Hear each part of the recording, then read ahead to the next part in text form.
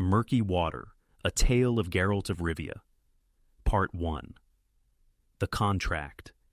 The rain had begun at noon, and by evening the village of Black Ford had drowned in it entirely, along with its rotting fences, sagging rooftops, and the smell of fear that Geralt had learned to detect after so many years before any other smell.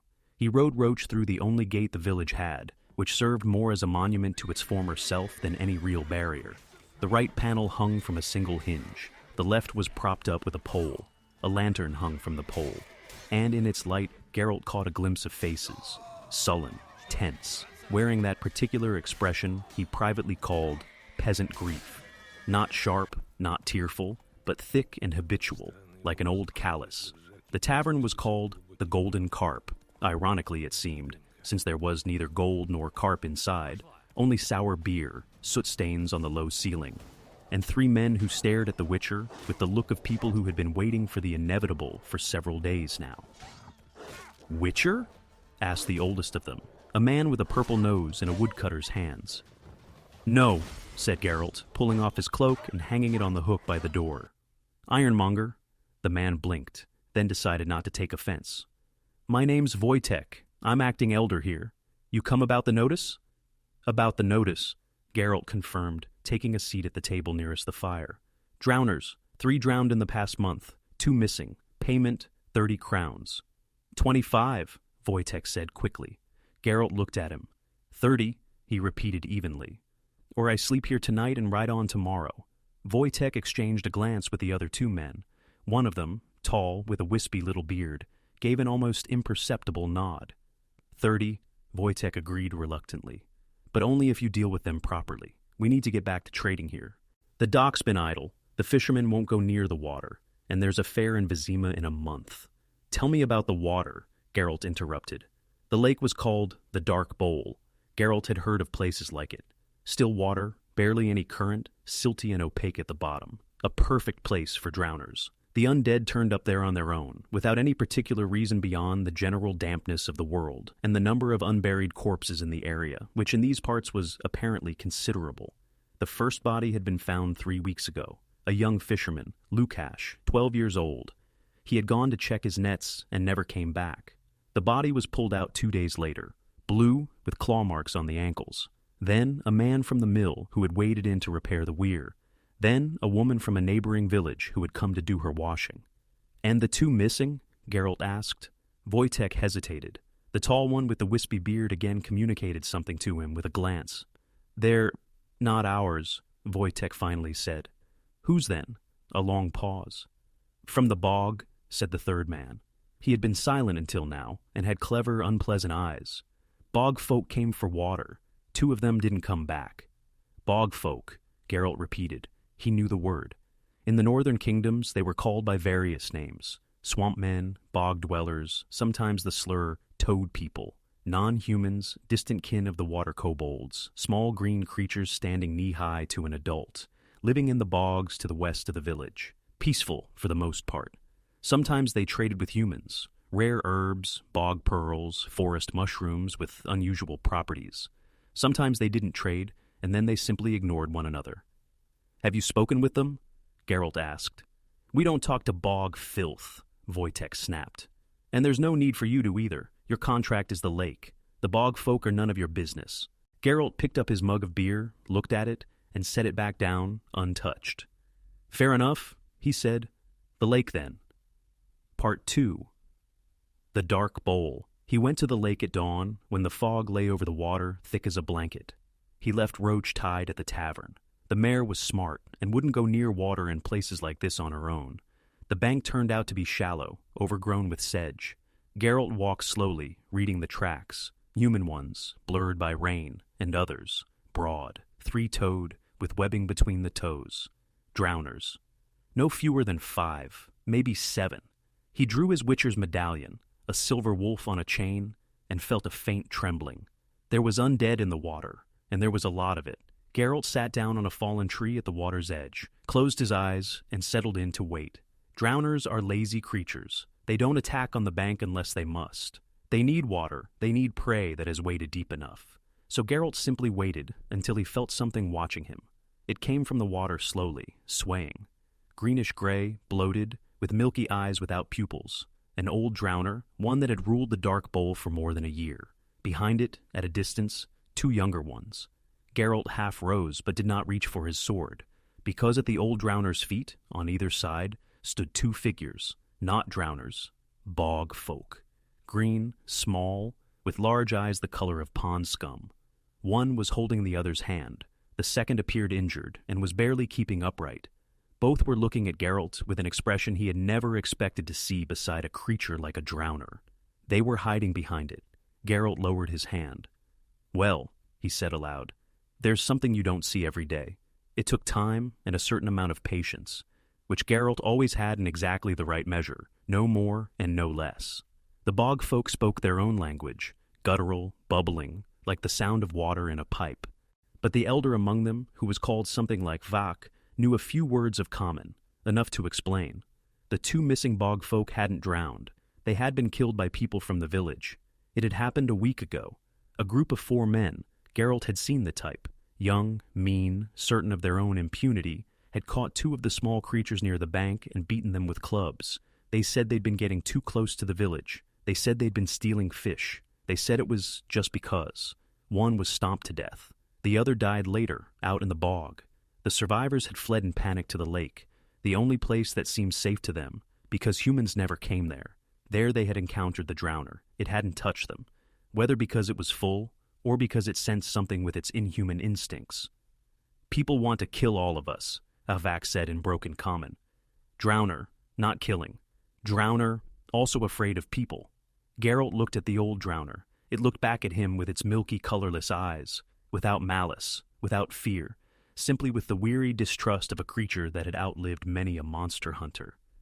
"I see," said Geralt. Part 3. The village returning to the golden carp, he placed a silver coin on the table in front of Wojtek. Not payment, but a starting point for conversation. Anne sat down across from him. "A week ago, your people killed 2 of the bog folk."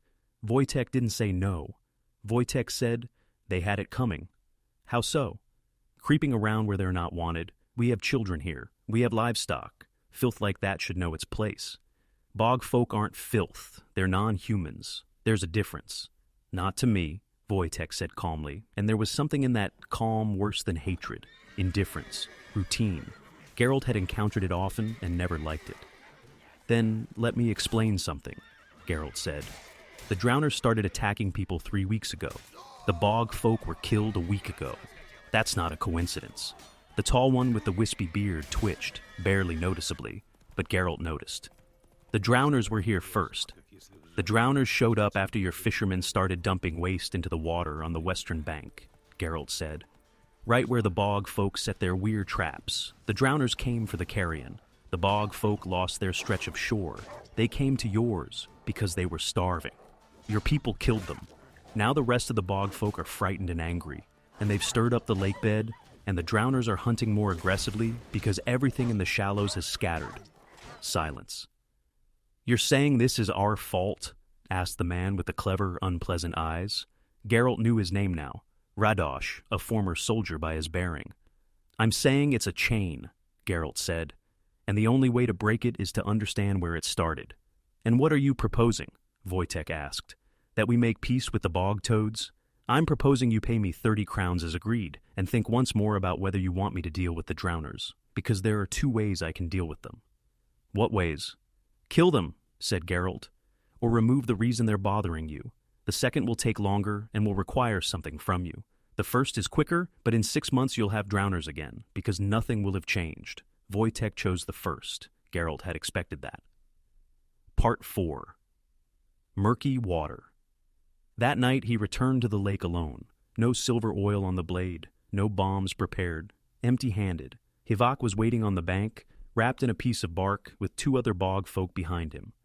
"You come to kill us?" he asked. "No." "Then why?" Geralt sat down on the wet ground to bring himself to the same level. "The village wants me to destroy the drowners. I'll do it, but you need to leave the bank before I start and not come back for a few days." "Where to go?" "Into the bog, further in." Hivak looked at him with what was, apparently, the bog folks' version of suspicion. "Why you tell us this?" "Because you didn't touch the humans. They killed ours." "I know. You not going to take revenge for them? I can't, said Geralt. My contract is with the village. If I go against the village, they'll hang me or drive me out. And the next time something truly dangerous shows up here, there'll be no one to deal with it. That isn't fair. But it's the truth. A long silence. Somewhere over the lake, a night bird called. You speak truth to us, Havok said finally. Not a question, a statement. The bog folk, it seemed, knew how to tell the difference. I try. Among humans, this is rare. I know. Havok said something to his companions in the bog tongue. They exchanged glances, then one of them, small, even younger than the rest, reached into his shirt and held out something round and gleaming. A bog pearl, large, bluish, with fire inside. What's this for? Geralt asked. For speaking truth, said Havok. We will leave before dawn, but you must know, if the humans come to the bog again, we will defend ourselves. That is your right. Then we have nothing more to say to each other. They disappeared into the darkness soundlessly, like shadows on water. Part 5. Silver and Steel. He found the drowners before dawn, when the fog had thickened until he couldn't see a stretched-out hand in front of him. There were 6 of them. The old one, the one he'd seen earlier, held back, as though reluctant to attack. The other 5 came out of the water almost simultaneously, and Geralt met the first with a reverse swing strike of his silver blade. Drowners were strong and fast in the water. On the bank, they moved more slowly.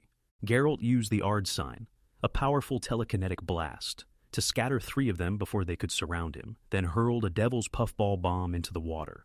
Drowners loathed the smell and came scrambling up onto the bank themselves. On land, he was in his element. Within a few minutes, 5 of them lay in the sedge. The old one stood knee-deep in the water and watched him. Geralt lowered his sword. He didn't know whether the drowner understood anything worth saying. Probably not. The old drowner was undead. Not a non-human, not a sentient creature you could reason with. Just an animal that killed because it knew how to kill. But it was looking at him. And in that look, there was something... Get off the shallows, said Geralt. Deeper. There are no humans out there. The drowner looked at him for a few more seconds, then slowly sank back into the water and was gone.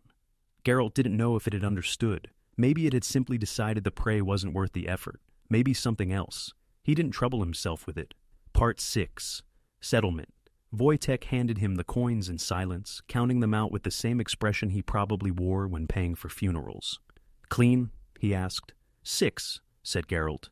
The old one withdrew to deeper water. Won't be back in the shallows. The old one got away, Wojtek repeated, displeased. He's harmless in deep water, and if you stop dumping waste into the western end of the lake, you won't have any more trouble. How would you know? Because I just told you. Geralt pocketed the coins. One more thing. Wojtek looked at him. The bog folk are gone, but if your people go into the bog again with clubs, I won't be taking another contract here, because the trouble that follows won't be accidental. Radosh, the former soldier, stood against the wall and listened to all of this with the same calm, unpleasant gaze. Witcher, he said, you just implied that the bog folk will report to you if we touch them? I implied that non-humans who are backed into a corner become dangerous, said Geralt. I don't care who started it. I care that no one hires me again before I've had a chance to spend my money. That was a lie, of course. Not entirely, but a lie. He did care. He had simply learned long ago to speak truth in words that people were willing to hear. Part 7. Morning. He was leaving Black Ford at dawn, when the fog had not yet lifted, and the air smelled of damp and autumn. A woman was waiting at the gate, not young, in a plain dress, with a basket in her hands, clearly on her way to market, or some errand of her own. She looked at him without fear, with that particular peasant curiosity that sometimes broke through habitual wariness. They say you were talking to the bog toads, she said. People say all sorts of things, Geralt answered. My Lukash drowned. She said it evenly, without tears. Clearly she had cried herself out already. The boy with the fish, that was him. Geralt halted Roach. I know, I'm sorry. The bog folk weren't to blame? No? Then who was? Geralt was quiet for a moment, then said, No one in particular, everything together. Sometimes that's how it is. The woman looked at him for a long time. That's a poor answer, she said at last. Yes, he agreed. But there isn't another one. She stepped aside to let him pass. Geralt nudged the mare forward and rode out through the gate, toward the road that disappeared into the forest, where the fog was thicker and the sounds of the village slowly faded behind him. The bog pearl was in his pocket. He could sell it in Vizima. Good price, they don't come along often. Maybe he would, maybe not. Roach snorted and trotted off down the muddy road toward wherever it led. Geralt didn't choose a direction. Somewhere always turned up in the end. It always had.